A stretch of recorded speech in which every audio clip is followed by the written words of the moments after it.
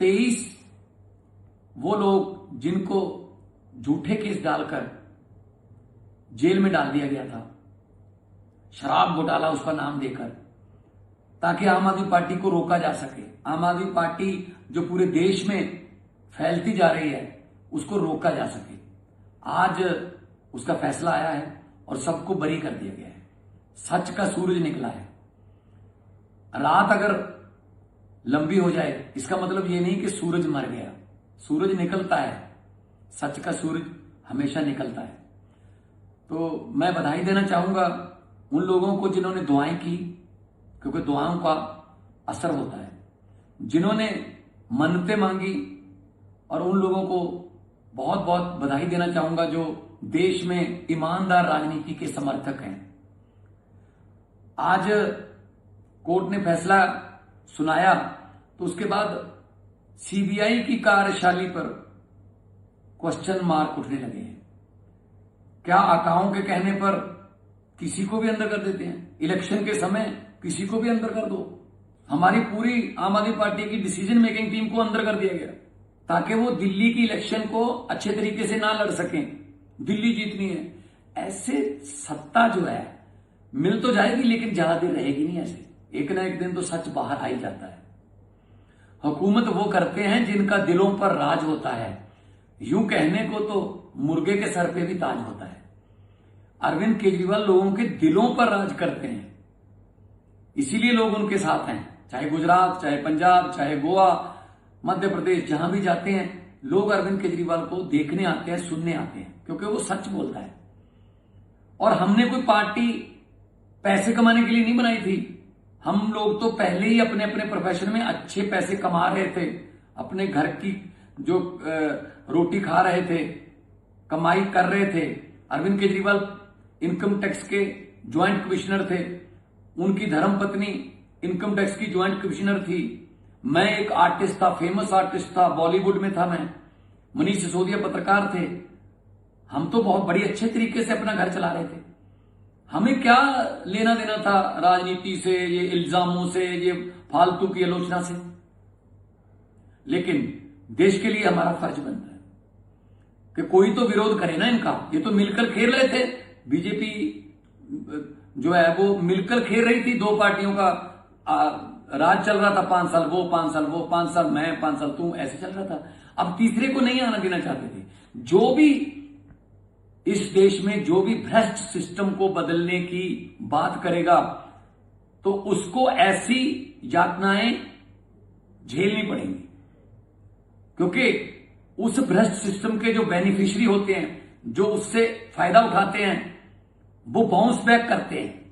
कैसे कैसे सिस्टम बदल दोगे जी? अंदर कर दो इनको, चलो जीत गए जीत गए।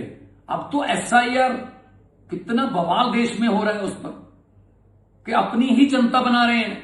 बीजेपी वाले अपनी जनता ही बना रहे हैं कि हमें आम पब्लिक की जरूरत नहीं है वोट के लिए। जो पहले थोड़े बहुत हाथ जोड़ते थे इलेक्शन के समय, वो भी जरूरत नहीं रही। हरियाणा में वोट डलवाकर 5 दिन के बाद महाराष्ट्र में वोट रखे, उनको रेलगाड़ियों में भरकर महाराष्ट्र ले जाओ।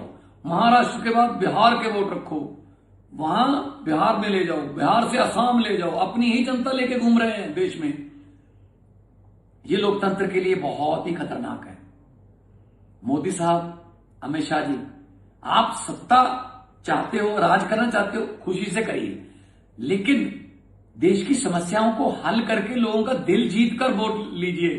दिल जीत कर खुद जीतिए। बिजली की समस्या पूरे देश की, बेरोजगारी पूरे देश की सबसे बड़ी समस्या, गरीबी, महंगाई, शिक्षा, स्कूलों का बुरा हाल है, सड़कें, इंफ्रास्ट्रक्चर, उसकी कोई बात नहीं करता। आप लोग नफरत की, धर्म की, और इसकी पार्टी तोड़ दो, इसका निशान ले लो, इसकी पार्टी का निशान फ्रीज कर दो, चुनाव चिन्ह छीन लो, पहले इल्जाम लगा दो 17,000 करोड़ का, फिर उसके बाद उस बंदे को डिप्टी सीएम बना दो, अपनी जो वॉशिंग मशीन है उसमें धुल गया वो, अब ठीक हो गया है। मतलब हद है। ऐसे विश्व गुरु बनोगे क्या? अरविंद केजरीवाल कट्टर ईमानदार बंदा है।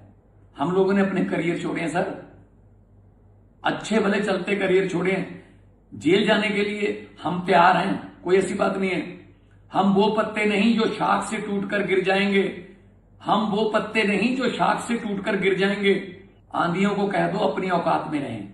हम लोग देश के लिए लड़ रहे हैं सर। हम लोगों को देश चाहिए नंबर 1।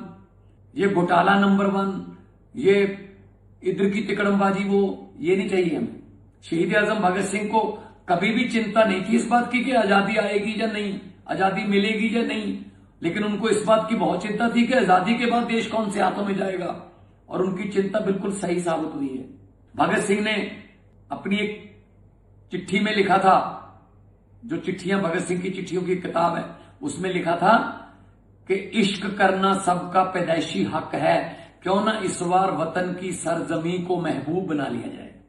वतन की सरजमी को महबूब मानने वाले उन लोगों की आत्माएं तड़प रही होंगी जब वो देख रहे होंगे कि ये आजादी है, ये आजादी मिली है हमें। रिश्वत चल रही है, करप्शन चल रही है, कचहरियों में लोग धक्के खा रहे हैं, खज्जल खुआर हो रहे हैं, कोई नहीं पूछता। नौकरी के लिए पैसा, पेपर लीक हो रहे हैं, पता नहीं कौन कौन से जो बच्चे हैं वो कौन कौन से हालातों से निकल के पढ़ रहे हैं, लेकिन पता चलता है एक रात पहले पेपर लीक हो गया, बड़े बंदे पेपर खरीद के ले गए और नौकरियां मिल गई। ये अच्छा नहीं है मोदी जी, ये अच्छा नहीं है अमित शाह जी। आप लोग देश चला रहे हो, लेकिन जिस तरीके से चला रहे हो उस पर आपत्ति है। आप दबंगई तरीके से देश को चला रहे हो, डेमोक्रेटर बन गए हो आप, डेमोक्रेटिक तरीके से चुने हुए डिक्टेटर। ये अच्छा नहीं है। लंबे सफर को मीलों में मत बांटिए, कौम को कबीलों में मत बांटिए। एक बहता दरिया है मेरा भारत देश, इसको नदियों और झीलों में मत बांटिए। नफरत, धर्म, जाति मत बांटिए प्लीज।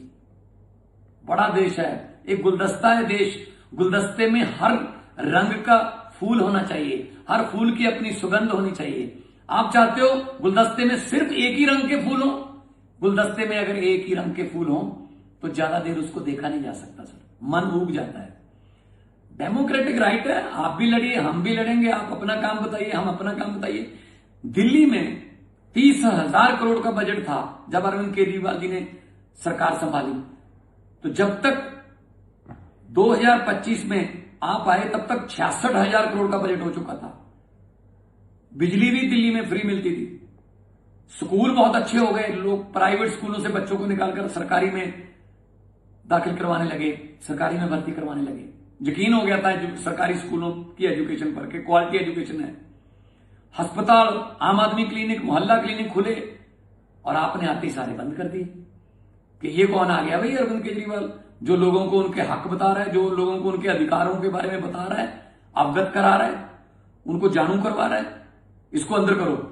और आज सीबीआई का पूरा कच्चा चिट्ठा सामने आ गया और जज साहब ने कहा कि उन अफसरों पर भी कार्रवाई करो जिन्होंने ऐसा केस बनाया, जो बिल्कुल टिक भी नहीं पाया। सो मोदी साहब, आज अरविंद केजरीवाल के जो आंसू निकले हैं वो देश के लिए निकले हैं, वो खुद के लिए नहीं निकले, वो इस देश की बद से बदतर होती जा रही हालत पर निकले हैं। हम इमोशनल बंदे हैं, हम पत्थर दिल नहीं हैं, लेकिन जब आप ऐसे करते हो किसी के साथ जो सच्चा बंदा हो, और उसके साथ आप ऐसे जबरदस्ती जुल्म करते हो, तो फिर दुख होता है। कई बंदे ऐसे भी कोर्टों ने बरी किए हैं जिन पर आपने ऐसे झूठे केस डाले कि वो 10-10 साल जेल में रह के आए हैं, 8 साल जेल में रह के आए। क्या बरी होने के बाद उनके वो 8 साल आप जिंदगी के वापस दे दोगे, उनकी जिंदगी रिवाइंड कर दोगे? ये तरीका अच्छा नहीं है कि इलेक्शन के आसपास जाके बड़े नेताओं को अंदर कर दो, वो बेल के चक्कर में 4-5 महीने निकल जाएंगे, इतने में इलेक्शन निकल जाएगी, हम जीत जाएंगे। डबल इंजन, ट्रिपल इंजन, पता नहीं कौन सा इंजन। एक ही इंजन चाहिए देश को, वो है देशभक्ति का इंजन। भगत सिंह हमारे इंजन के पुर्जे हैं। तो मैं आज अरविंद केजरीवाल साहब को बहुत बहुत बधाई देता हूं। इनकलाब